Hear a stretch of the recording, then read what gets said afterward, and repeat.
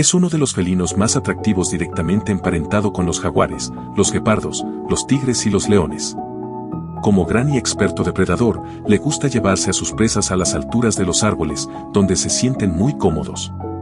Allí mantiene la caza a salvo de los posibles carroñeros que a menudo merodean alrededor de sus víctimas.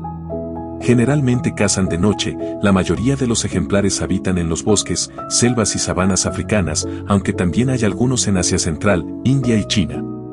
Pueden llegar a medir casi 2 metros de largo y pesan entre 30 y 90 kilos, tienen garras retráctiles que les permiten agarrarse con fuerza a la tierra y al tronco de los árboles para trepar en ellos. Las hembras de leopardo pueden dar a luz en cualquier momento del año.